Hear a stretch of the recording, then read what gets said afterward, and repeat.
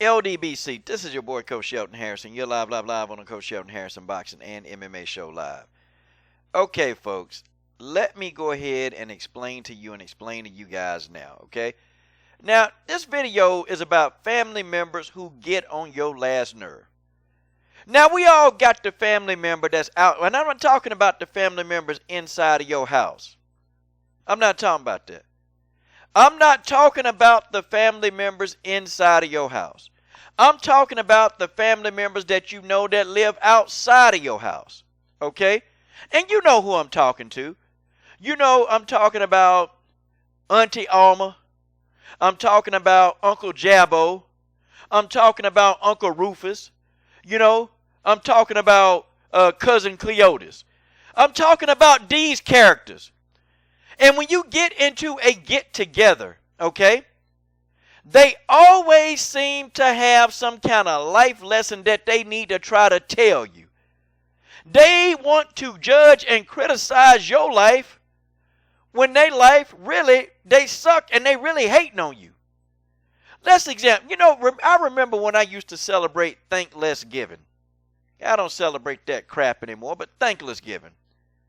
When I used to celebrate Thankless Giving, okay, you know, you get together and they knew that I didn't eat the food there. I always had a salad, and I would go, but I would have my salads and I would have my fresh water, and they know that this is the stuff that they know this is what I do. But then you have Auntie, and I'm going to call her for the purpose of this video, Aunt Nosy Ass. Okay, I'm going to call her for the purpose of this video, Aunt Nosy Ass.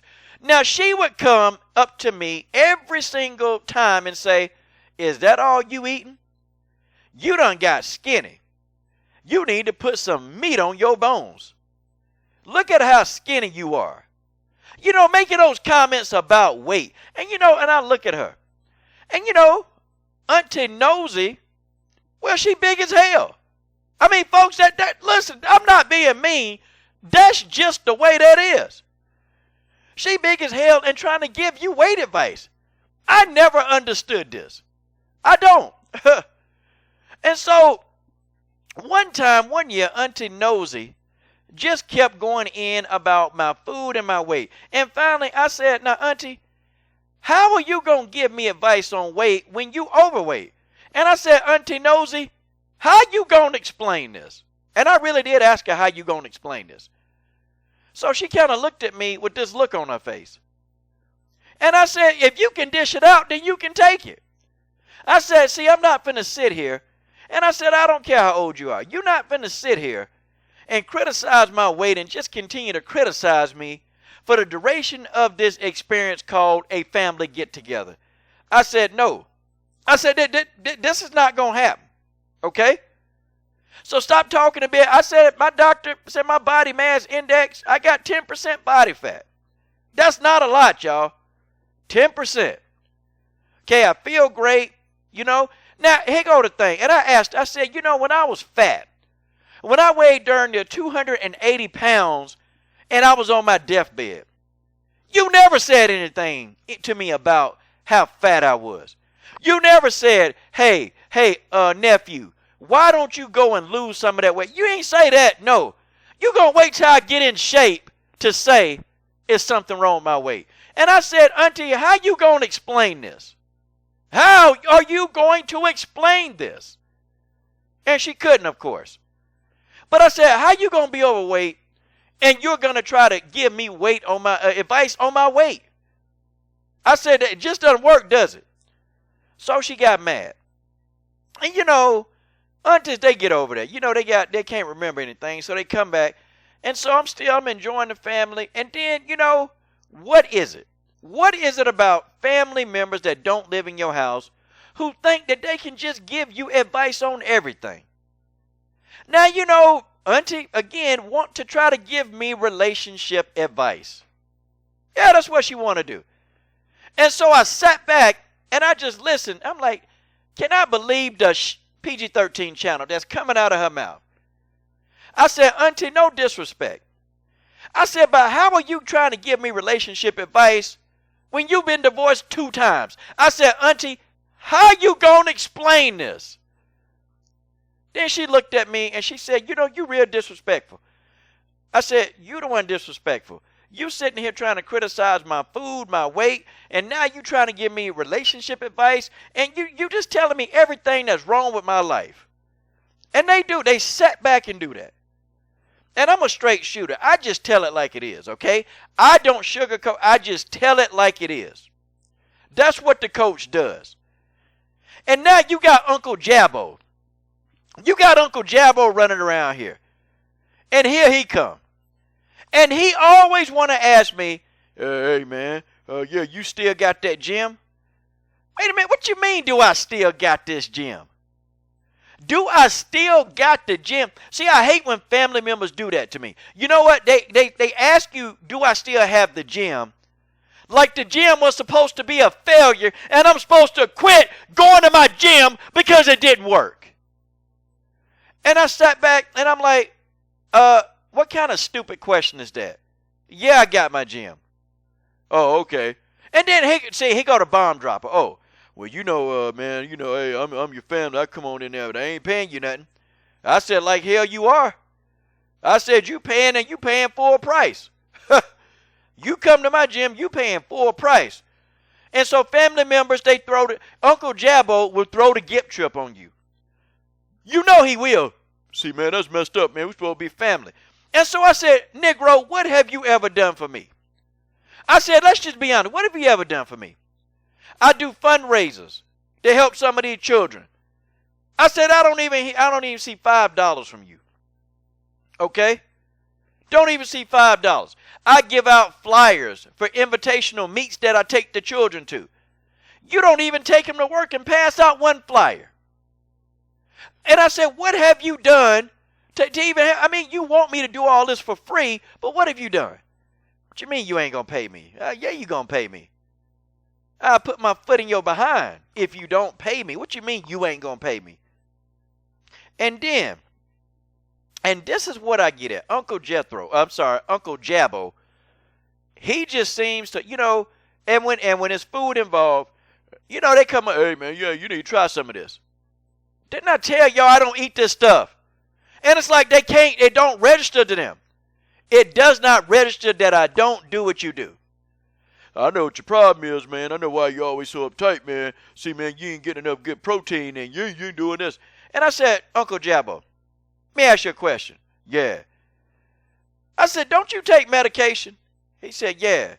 I said, listen, you take about $500 a month in medication. I said, I take $0 a month in medication. I said, Uncle Jethro, how you going to explain this?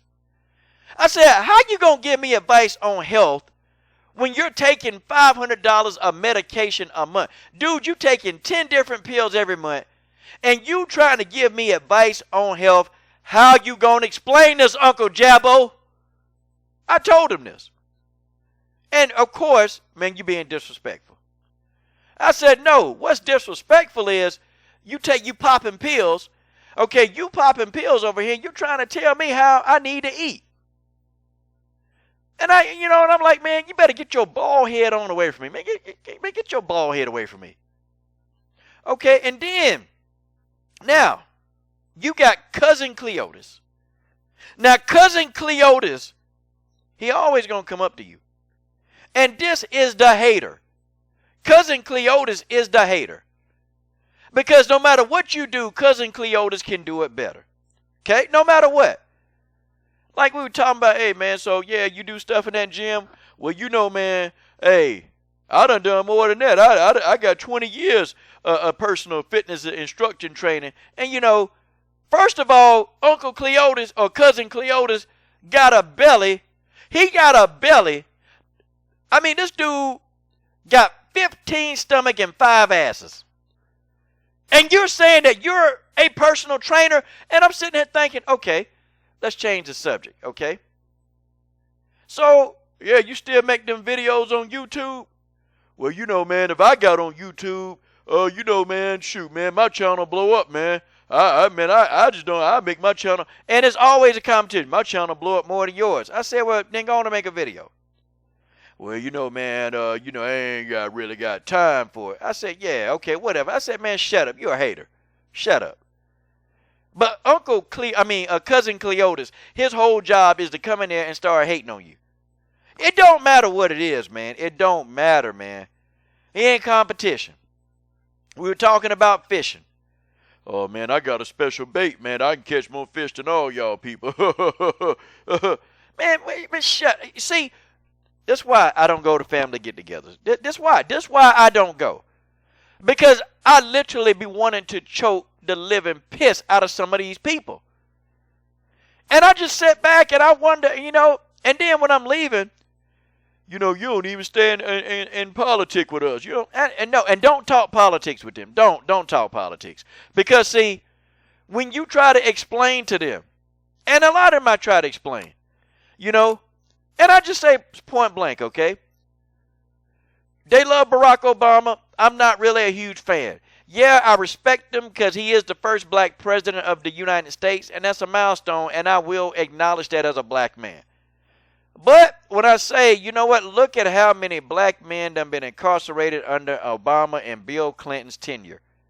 I mean, and as soon as I say that, that's the life of the party is gone. When I tell them that, oh, man, see, you selling out. No, I'm just telling you the truth about, what it is. A lot of people getting shot. A lot of police brutalities. And some of the laws were created to put us back in jail. So I don't even talk politics with them. I just don't. I do not talk any kind of politics with them. Because that causes an argument. People start falling out about these politics. And that's just how it is. Okay? Another thing that I avoid is talking sports. Why? Because that creates another argument. It does. And please, don't bring your girlfriend or your significant other over to a family get-together. Don't do that. Because what they do is they go and they start talking about your girlfriend, fellas. It be your overweight aunties. It be your overweight cousins. For some reason, they just don't like, whoever you bring. And if they are remotely good looking, they get jealous. People, I'm trying to tell y'all, these are the things that are happening at family get-togethers. That's why I don't go to them anymore. That's why I don't. Hey, you coming? No, I ain't going over there. For what? What for? Why would I go over there and torture myself around those people? Why would I do it? I love them. I love them to death. But why would I go over there? I don't want to go over there with Uncle Jabbo. I don't want to look at Aunt Nosy. And I don't want to talk to Cousin Cleotis. I don't want to talk to them because they always kill your mood. They tend to kill your mood. They know everything. They're psychologists. Hell, they doctors. They weight loss experts. They personal trainers. They politicians. Hell, you know what? Why don't I just go to a family get-together? I need to just call family for all the problems that I have in life. I don't know. You guys tell me what you think about this. I thought somebody probably needed to hear that. This is your boy, Coach Shelton Harrison. What are you guys waiting on? Subscribe. I'm done.